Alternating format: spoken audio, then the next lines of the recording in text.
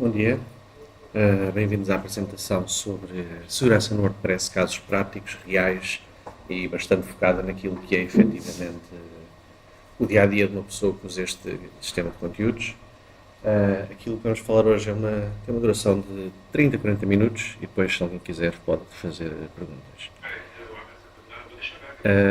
O meu nome é Rui Cruz, eu trabalho, portanto, com a internet há vários anos. Tenho feito algumas coisas há cerca de 20 anos na internet e, mais importante, a questão é, além de ser quem sou, porque é que me devem ouvir?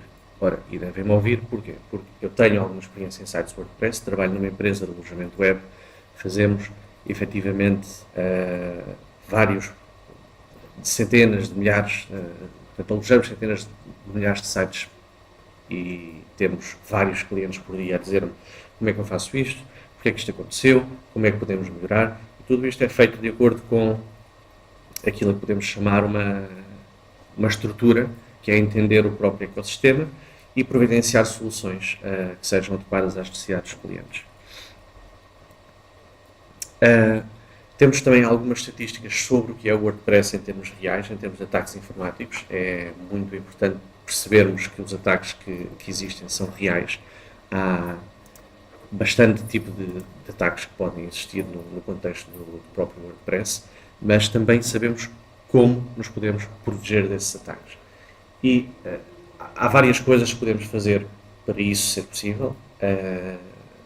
A maioria das coisas requer pouco ou nada manutenção, mas como qualquer sistema operativo, como qualquer software, é necessário sempre uma atenção mínima dos mínimas a todas as situações que possam ser relevantes, no sentido de há uma atualização, temos que a fazer, não é só vermos que há uma atualização e ignorarmos e depois a coisa não correr bem.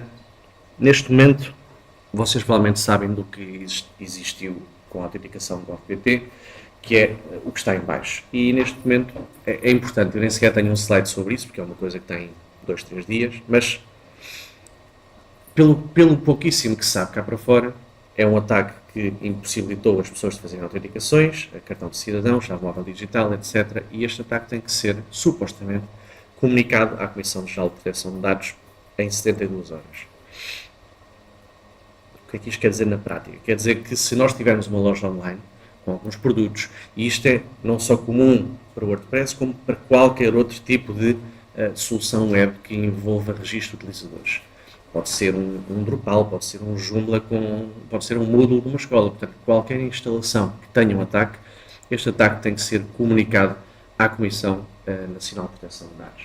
E porquê? Portanto, é necessário perceber o que é que temos que comunicar e quando é que devemos comunicar. No caso do que é que devemos comunicar, portanto, na prática temos que perceber como é que a comunicação é feita, portanto, é feita através do próprio site da CNPD, eles têm um formulário próprio. É preciso perceber de que forma é que é preciso perceber de que forma é que a comunicação tem que ser feita, portanto, que dados é que devemos enviar. Eu tenho aqui uma lista dos porquês e dos ses sobre o que devemos ou não enviar, e neste slide seguinte tenho também a indicação de mais pormenores técnicos sobre como o podemos fazer. Ou seja, por exemplo, o número de utilizadores. Como é que nós vamos verificar o número de utilizadores que devemos reportar? É simples. Se um site é atacado, se existe acesso à base de dados, potencialmente passwords que, espero eu, na maioria dos sistemas de conteúdo estão encriptadas. Se não estiverem, isso é uma outra talk completamente diferente, mas não ter passwords encriptados em base de dados é really, really bad. Mas assumindo que há um ataque e que existe um acesso à base de dados, mesmo com passwords encriptadas, e atenção, um e-mail, um IP é considerado dado pessoal ao abrigo do RGPD, esses dados, portanto, têm que ser comunicados. Se há uma brecha numa loja online, por exemplo, o número de utilizadores é simples, são todos. Agora, se nós não sabemos se existiu parte de acesso, nós temos que dizer um número. O número, infelizmente, tem que conter números, não pode ser uma palavra inconclusiva. Portanto, na minha opinião, devemos reportar mais do que menos. O facto de eu trabalhar numa empresa da área da saúde e ter conhecimentos de mais de 20 anos na internet e muitos deles a trabalhar em segurança informática faz-me crer que a maioria dos casos que encontramos de problemas de segurança informática revela-se a um único ponto, um ponto-chave, que é desleixo. qualquer site que uma pessoa tem das duas, uma, ou é um hobby ou é uma fonte de negócio. Se é um hobby, esse hobby tem o seu preço. Portanto, a pessoa vai fazer o site, fica ali um ano, não faz nada e só porque tem um site online, depois vai renovar o alojamento e o domínio. Não. A pessoa tem que ter o preço de fazer o hobby, porque senão defrauda as expectativas dos utilizadores, que é, eu quero registrar neste site, quero ter este hobby, é engraçado, mas quero estar seguro, não quero ter problemas da password que eu usei neste site ser depois utilizada para entrar no meu e-mail pessoal. Porque isso é um problema do utilizador do género. Eu não devo utilizar a mesma password em dois sites. Certo, é do utilizador, mas também é do site que permitiu, por desleixo, que a pessoa faça essa conexão, portanto um hacker faça essa conexão entre esta password neste site é igual à password no e-mail. Por outro lado, se é um site que tem o objetivo de ganhar dinheiro, uma loja online, um produto informativo, portanto algo que a pessoa venda, cabe no core business do negócio passar, e no caso do WordPress estamos a falar de 5, 10 minutos no máximo por semana ou até por mês para fazer updates. Se o vosso negócio não despende de 5, 10 minutos para isso, mais vale fechar o negócio, não é? Casos práticos. O primeiro caso prático é um caso muito simples, que é, tenho um site simples. E este site simples pode ter meia dúzia de plugins, pode ter aqui algumas informações muito básicas, uma página com 3, 4 páginas. O que é que nós podemos fazer? Podemos portanto, instalar o Jetpack Protect, já vamos falar sobre isto, para verificar se existem vulnerabilidades.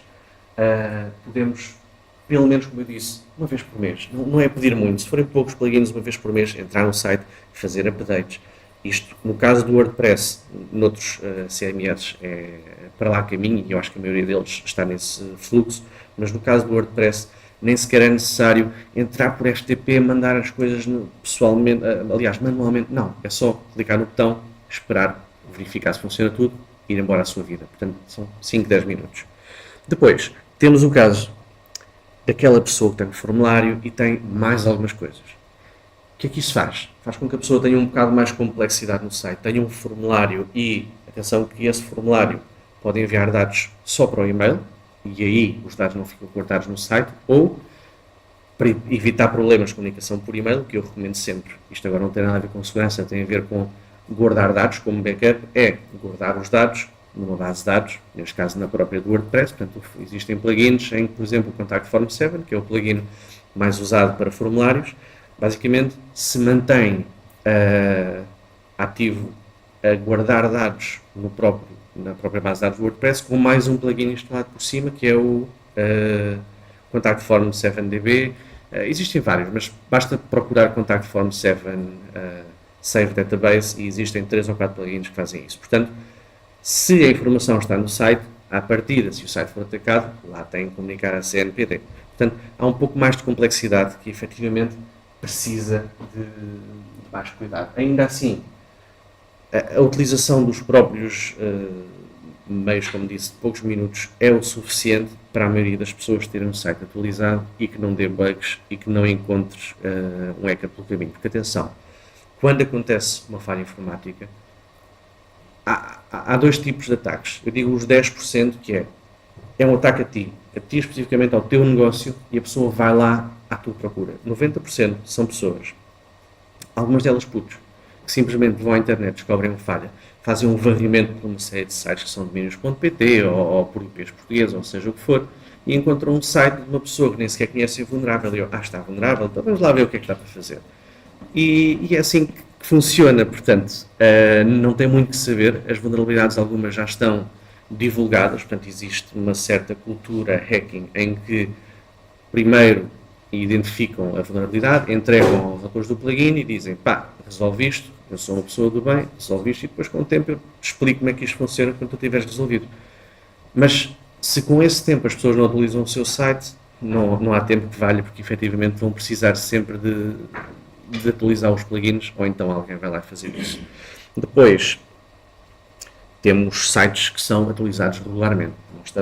Não estamos sequer aqui a falar de um órgão de comunicação social, esse será um outro cenário, mas estamos a falar de um blog pessoal, onde 2, 3 vezes por semana vocês colocam alguma informação de relevo. Vocês têm pesquisas no Google onde são o primeiro registro, portanto, e isso faz com que consigam, digamos assim, ter mais visitas, possivelmente mais lucro, ou pelo menos mais reconhecimento na internet em como este site é bom, mas aí tem que ter mais algum cuidado. Tem que trabalhar portanto, com plugins de autenticação, de duplo fator de autenticação. O WordPress tem plugins desses gratuitos.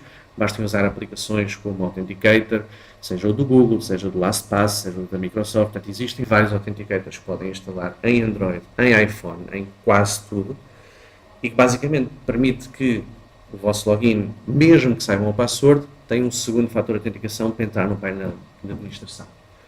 E depois, se têm vários sites, usar um serviço que tem uma opção paga, mas é grátis, que é o ManageWP. ManageWP é feito a pensar nas pessoas que têm mais do que um site, onde vocês ligam esse site àquele cérebro central, digamos assim, e esse cérebro, através de um clique, consegue encontrar se existem plugins vulneráveis e atualizá-los sem terem que entrar no painel de administração. Vocês estão a ver isto, ok, tem 2 ou 3 sites. Eu uso várias contas do ManageWP e tenho uma com quase 100 sites. E todos os dias, ou perto disso, vou lá, há uma vulnerabilidade, vamos lá atacar essa vulnerabilidade. Mas isso sou eu que tenho mais sites do que cabelos neste momento, praticamente, diria eu, mas que efetivamente é uma excelente ferramenta para quem tem 200, para quem tem 2000 sites. Portanto, funciona muito bem para gerir todos os sites WordPress. É como se fosse uma cloud de updates, digamos assim. Depois, o meu site é mesmo importante, mesmo importante. Então aí temos que tomar outras medidas mais finas, digamos assim. Que é um segundo fator de autenticação, óbvio, porque isto estava no slide anterior, portanto agora estamos a falar de complexidades. Ter um servidor próprio, ou pelo menos um servidor cloud, usar Mod Security. Mod Security é um serviço grátis de regras de segurança que já estão pré-programadas para algumas das vulnerabilidades mais conhecidas. Ou, em última alternativa, podem usar um produto que é pago, que é o Immunify 360. E atenção que nós estamos na festa do software livre. E é preciso dizer que eu conheço empresas que dizem, quando falo com elas, que dizem que eu prefiro o software pago. E obviamente a pergunta é porquê? E a resposta é, infelizmente é muito simples, que é, porque se eu estou a pagar alguém para fazer alguma coisa, se der bronca, eu já tenho a quem ir cascar. Não devia ser assim, não devia dar bronca, mas efetivamente existe essa solução. Não é uma solução obrigatória, o Immunify 360 é um último recurso pago e fora de uma esfera de GPL, uma esfera de gratuitidade, mas é efetivamente, eu depois falo nisso um pouco mais à frente, é efetivamente um upgrade ao Mod Security, ou seja, neste caso é Mod Security com mais regras ainda e com um painel assim mais bonitinho, digamos assim, porque o bonito às vezes come com os olhos e é às vezes aquilo que vende, não devia, mas é, e que podem efetivamente ajudar na segurança. Mas se fizerem o primeiro ponto, atualizar, que neste caso não é neste slide, é no ponto mais simples, no primeiro slide dizia que atualizar regularmente pelo menos um mês. Se vocês têm um site crítico deste género, e se forem todos os dias atualizar, não precisam do Immunify 360 e provavelmente o Mod Security não vai fazer grande coisa porque vocês estão a atualizar os vossos sites. Depois, quando têm uma rede de sites, a coisa complica, porque precisam de um alojamento dedicado, não estamos a falar de cloud, estamos a falar de servidores, aquilo que se pode chamar de ferro, porque têm muitos acessos, têm provavelmente muitas configurações. Podem usar cache a nível de servidor, portanto, em vez de usarem cache a nível de plugins, para ficar mais rápido. Podem usar uma VPN, eu vou aqui partilhar uma dica de como criar uma VPN pessoal para vocês, só para aquele IP conseguir aceder àquele site. Mas atenção, não é VPNs para verem Netflix dos Estados Unidos, é mesmo VPNs para terem um IP português que efetivamente consiga só aquela pessoa ou aquela lista de pessoas aceder àquele site e estar devidamente autenticado. Portanto, passam a ter 3 fatores de autenticação. Depois, a proteção WordPress na prática. Tudo o que falei são teorias e cenários que se foram complicando. Não se preocupem que já não há complicações. O que é que nós temos na prática? Nós temos medidas de segurança, portanto, pessoal que usa passwords do Benfica, do Sporting e do Porto, não é, ok? Não usem. Nome de gatos, cães, filhos, datas de nascimento, não usem. QWERTY também não usem. Passwords óbvias, não usem, porque, sinceramente, a gente não sabe, e se calhar percebemos que Quem é do Benfica, usar um password do Benfica, o mindset é simples. A pessoa não tem o know-how de segurança, mas não podemos, por um lado, culpar essas pessoas, certo? Mas podemos dizer que o Centro Nacional de Cibersegurança tem cursos de e-learning que são gratuitos, que até dão certificado, que podem pôr no LinkedIn e que vos ajuda, são básicos, ok, mas que vos ajuda a ter uma melhor noção do que é a segurança. E, portanto, não custa nada. Melhor do que usarem passwords do Benfica, do Sporting e do Porto e coisas que efetivamente são fáceis de adivinhar. Por falar em passwords, vocês conhecem aquela regra de que o Tuga está sempre em qualquer sítio, está sempre no top. Esta é uma lista de passwords de alguns anos atrás. Não sei se vocês conseguem ver a password de senha, que está no top 10. Claramente, das duas uma, ou fomos nós, ou nos juntámos com os brasileiros. Portanto, either way, estamos aqui no top 10, não pelas melhores razões, mas estamos no top 10 de passwords mais utilizadas. Por favor, além das passwords do Benfica, do Sporting e do Porto, não usem senha, ok? Porque a senha não pode ser senha. Depois, facto também interessante, este artigo na Visão tem uma série de passwords. Fala outra vez no Sporting, que está nos top 10, não sei porquê, deve ser por causa do campeonato, mas o artigo é antes do campeonato, não se preocupem. Efetivamente tem aqui algumas curiosidades sobre passwords portuguesas e vocês estão a perceber aquele exemplo que dei há uns minutos, o que é que se traduz aqui? Passwords com nomes de pessoas. Eu sei que a maioria de vós, se calhar, está aqui a pensar, se calhar usa isso há 10, 15 anos, não faz mal. Se agora não usas, quer dizer que estás a evoluir. Se continuas a usar, quer dizer que enquanto estás a ouvir este slide, vais a trocar as passwords e não vais ficar com atenção ao próximo slide, não há problema. Eu prefiro que troquem as passwords. Depois, efetivamente, as vulnerabilidades são nos plugins. O WordPress, para quem não conhece, tem um ecossistema de WordPress Core, que é desenvolvido GPL por vários programadores de forma gratuita, automático, tem alguns funcionários, mas não diretamente no core, portanto fazem outras coisas, e é uma empresa que suporta o WordPress. No entanto, os plugins são feitos por pessoas como eu, como vocês, que podem colocar lá código. E nenhum de nós é perfeito. A diferença é que o plugin é visto por uma ou duas pessoas, o WordPress Core é visto por dezenas, cá centenas de pessoas que contribuem.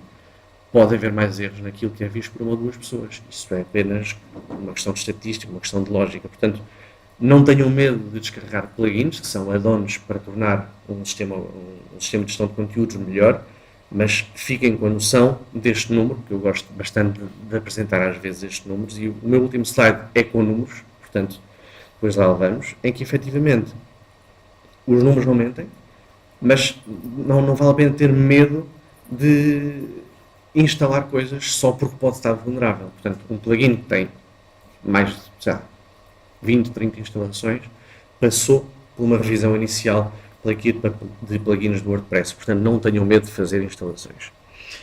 Em relação ao Jetpack Protect, falei há pouco, podem fazer portanto, instalar este QR Code e ver o plugin. Portanto, basicamente, instala no próprio WordPress que vocês tenham, um novo ou um já existente, e ele vê basicamente se existem vulnerabilidades. Este é o ecrã deste plugin. Mais uma vez, o plugin é grátis, ele tem uma opção paga que vocês podem subscrever ou não, mas não subscrevam, porque não vale o dinheiro que está envolvido. Em que basicamente o que ele faz é, faz um scan de plugins e encontra vulnerabilidades. E ao encontrar vulnerabilidades, vocês já sabem, ok, mesmo que eu não atualize os plugins que eu tenho todos, pelo menos vou instalar este aqui, vou atualizar, aliás, este aqui, porque este me requer mais conhecimento e me requer, tenho que atualizar, senão o meu site fica desprotegido. É como se fosse, nós temos aqui em Aveiro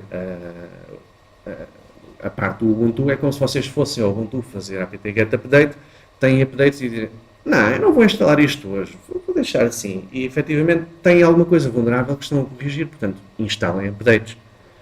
No máximo, tenham backups, porque se o update falhar podem voltar atrás. Mas a maioria dos alojamentos portugueses e mundiais até têm serviços de backups incluídos. O Manager WP que vos falei há pouco é basicamente aquilo que estava a dizer, portanto é uma cloud de WordPress, digamos assim, onde vocês num ecrã conseguem aceder a todos os sites. É feita uma comunicação segura através de uma API própria que eles têm nos plugins e que basicamente vos pode dizer o que é que está vulnerável. Até tem um link, que ele tem um triângulo amarelo, que tem um link para cada uma das vulnerabilidades para vocês verem. E depois, nos raros casos, e aqui estamos a falar de pessoas profissionais, podem até não instalar, aliás, não atualizar, Por exemplo, imaginem que é um plugin que está vulnerável e saiu do repositório. Ok, não há alternativa, então vou ter que o desinstalar e colocar outro. Ou se eu sou um programador médio barra avançado em termos de experiência, vou eu corrigir a vulnerabilidade e vou usar aquilo e vou-lhe mudar a versão e aquilo já não aparece no WP porque eu coloquei outra versão. E se for um gajo fixe, até vou republicar aquilo no repositório WordPress para dar à comunidade aquilo que eu fiz. Portanto, poderia ser uma boa opção. Mas aí conseguem ter uma visão geral de tudo o que está ou não vulnerável. Em relação ao segundo fator de autenticação, aquilo que também já falei, portanto, eu recomendo que vocês usem este plugin para o WordPress, é completamente gratuito, tem N funcionalidades, desde a aplicação Authenticator, como coisas mais complexas, por exemplo, SMS. Em relação a SMS, eu sou... Como é que eu ia te explicar? Não recomendo o uso de SMS, recomendava há 5, 7 anos, mas agora não. Existe uma vulnerabilidade que é SS7, procurem no Google porque será interessante ver como é que podem fazer hijack de SMS ou até potencialmente chamadas, mas será para outra talk. Eventualmente as SMS tornam-se cada vez menos seguras, mas para o ambiente corporativo as pessoas podem preferir SMS e podem não instalar aplicações. Obviamente a SMS tem um custo, mas o plugin em si é gratuito, pois aquilo que as pessoas usam para enviar SMS será outra história. E depois, em relação à VPN, basta abrir um ficheiro htaccess, isto em relação ao Apache, no Nginx é ligeiramente diferente, mas eu deixo os meus contactos no fim, se precisarem de ajuda para fazer o setup disto, estejam à vontade. Abrem e colocam basicamente o vosso IP, onde está x.x.x.x, colocam o vosso IP da vossa VPN única e só aquele serviço permite que vocês acedam. Por acaso vou-vos contar agora uma história que não tem a ver com isto, mas não tem. Aqui há um ano, alguém tentou entrar no meu site. Imperdoável, não é? Tentaram entrar no ruicruz.pt, mas não foi tipo um varrimento, foram dezenas de tentativas.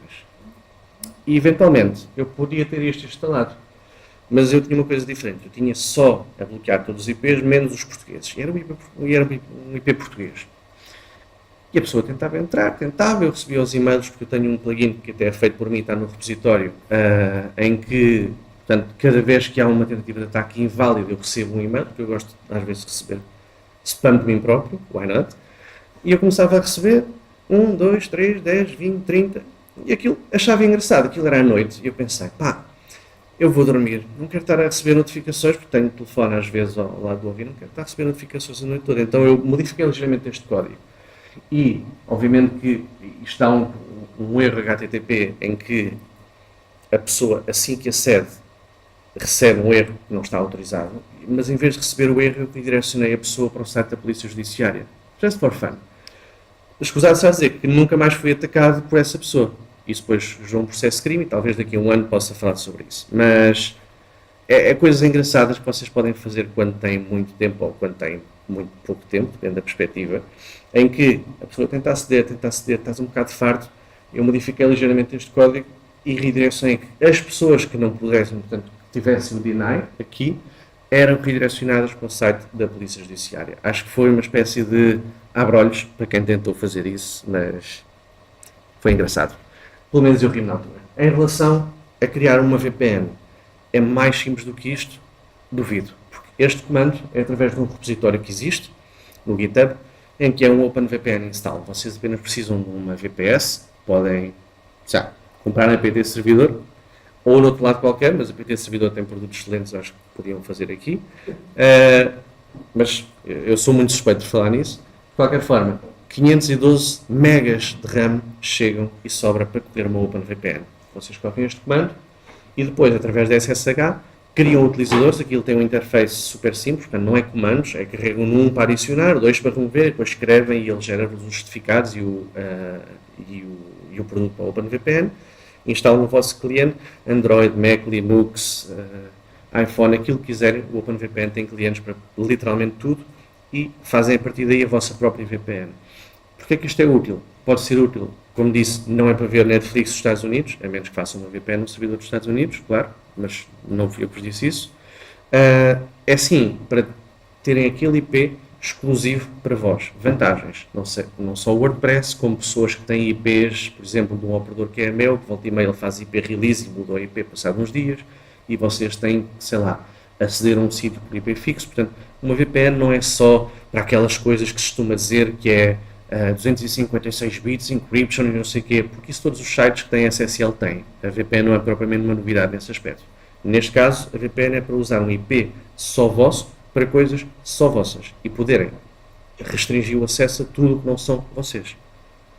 Depois, o Immunify foi aquele produto que vos falei, tem efetivamente umas features que é um produto pago, não é um produto obrigatório, mas é um produto que muitas empresas, diria, não as pequenas, porque é um produto caro, mas médias empresas, podem efetivamente, ou PMEs um bocadinho mais acima, podem efetivamente requerer por uma questão da Tech Compliance, ISO 9001, ou ter um administrador de sistema experiente que saiba utilizar o modo security como deve ser.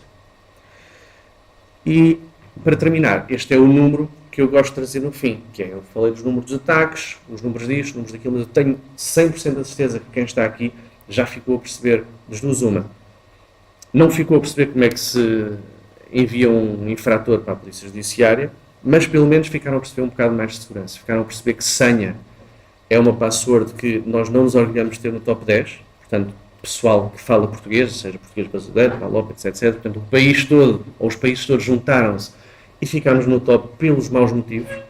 Não usar passwords Benfica, Sporting e Porto e afins, mas efetivamente é um dado que eu tenho a certeza que isto ajudou a alguém, a algures. E, basicamente, foi esse o meu objetivo. Obrigado.